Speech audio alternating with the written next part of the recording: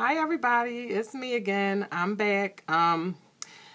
This video is also going to be about clinicals. Yay! But this time I'm going to talk about clinical assignments because I know that a lot of people wonder what exactly you do at clinical besides dealing with the patient, because there are assignments. I'm going to talk about a couple different assignments. We did 4 different types of assignments. Oh, I'm writing down so I don't forget.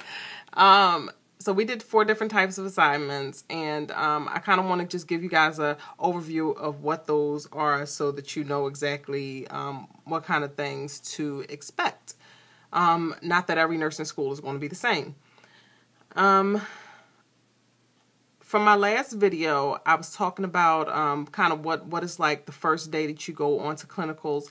And basically, as you progress through clinicals, it gets kind of more intense. You're expected to have more responsibility, and you're expected to kind of start thinking critically. The main assignments that you're going to have are care plans. I'm not sure how other schools do it, but for the particular school that I'm in, we have to do at least 2 care plans. And care plans are not necessarily difficult, but they are time consuming because there's a lot of information that you have to be putting in on your patient, a lot of information you have to gather in order to complete them. And the biggest part of the care plan is basically the nursing diagnosis part. That is where you it's different from the medical diagnosis, which is whatever your patient is presenting with, whatever your patient has. The nursing diagnosis kind of expounds from there. It looks at your entire patient and says, what do I need to focus on? What are all of the things that are going on with this patient that I am responsible for, that I need to look at, and that I need to watch for? Things like falls risk, things like risk for imbalanced nutrition or imbalanced nutrition, excess fluid. There are so many different nursing diagnoses rather. There's actually a list that they give us. NANDA is called. It's an acronym. I don't know exactly what it stands for. Nursing diagnosis something. National something, I don't know. But basically what it is a list of all the possible diagnoses you can come up with. And what I've found is that NANDA is not extremely exhaustive of all the things that you can actually find with your patient. So you might find yourself with some things that are not necessarily listed in NANDA, but speak to your clinical instructor about whether you should use those. I don't know. Maybe I'm just thinking too deep on my patient. That's why it's not on NANDA. But at that point, when you develop what your nursing diagnoses are, you are then creating a plan to do, to kind of deal with what exactly is going on with your patient. That's where we get our ADPI from. Assessment, diagnose, implement. Oh, hold on, I skipped one. Assess, diagnose, plan, implement, and evaluate. So that is what ADPI is. ADPI is your best friend. ADPI is everything in nursing. Okay, it's the end all be all. That's how you tackle each and every patient. So you are going to be sick and tired of ADPI, but that is going to be, you're gonna know that like the back of your hand by the time you get out of school, by the time you finish first semester, really. And then after you're assessing the patient, you're coming up with those diagnoses, you're creating a plan, you are implementing that plan, you're setting goals and things like that, and you're evaluating, making changes as necessary. That is the extent of what you are doing as a nurse and as a nursing student. So you get very familiar with ADPI, SOAPI, and all of them things like that. So that's the care plan in a nutshell. When you start to do care plans, I would say give yourself a good 8 hours. It may not take you that long to do it. It didn't take me that long to do it, But the reason I'm saying that is because it is just, it's a lot. It's a lot that you're going to have, a lot of information you're going to have to be pulling together. Also, on to the next thing, because YouTube doesn't like me to go over 12 minutes. So there's something called process recording. And process recording was a small assignment for us. It may be exclusive to my school, may not be. But what it was basically was a form where we had a conversation with our patients, and we just basically wrote verbatim what we said to our patients, what our patients said to us. And basically what that was is to kind of assess how well you're able to communicate with your patient. So that's basically what that was in a nutshell.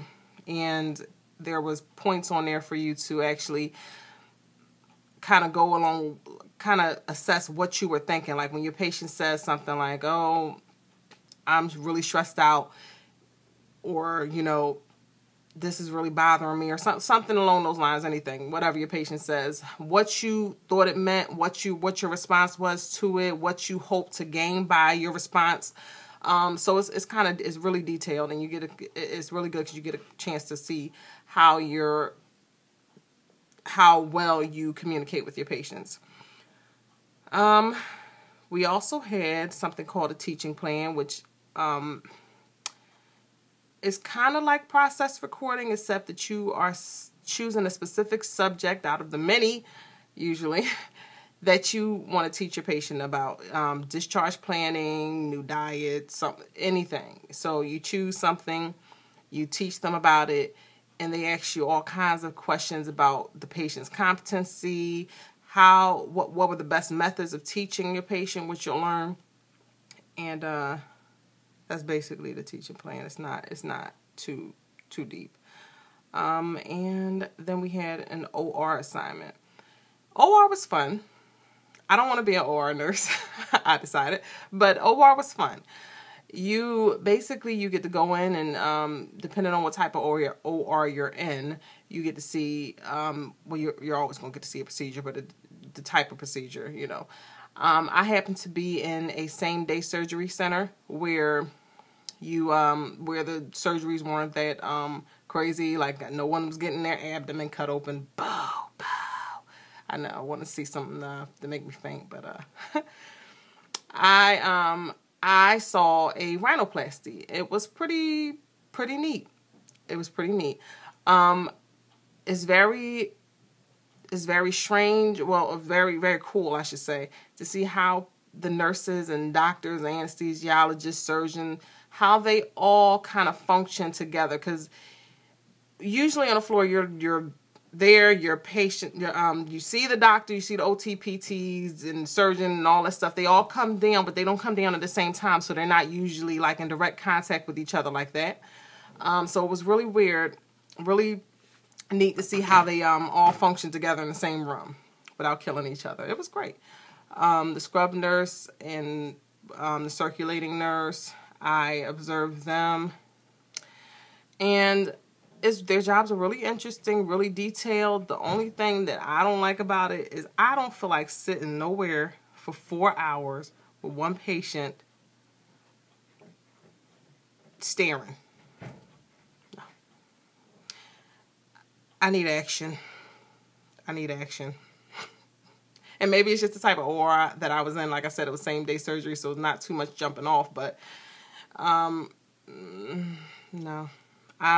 The type of nurse I'm thinking of being is a critical care nurse. I want to work in either critical care or emergency medicine. And eventually I want to go for either a nurse practitioner license or a CRNA, but most likely the nurse practitioner, because I don't know. Anyway, let me wrap it up here. So that's basically all of the different types of assignments we had. Another new thing that we were doing that'll be pretty new to you unless your school where you're doing your prereqs or whatever introduced this are concept maps. I've never had to do concept maps before, so they were pretty interesting to get to learn them. I like them for certain things. I like them for, looking at a patient, you know, you get to put down like basically everything about this patient on a concept map and see how everything is interrelated. It's really good. I don't like them for notes.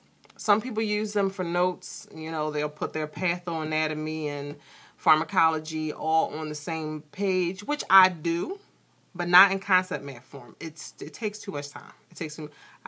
I'm a bullet and titled outline kind of person, which is basically what the concept map is. It's just on one page with boxes and lines going all over the place, and it looks cute.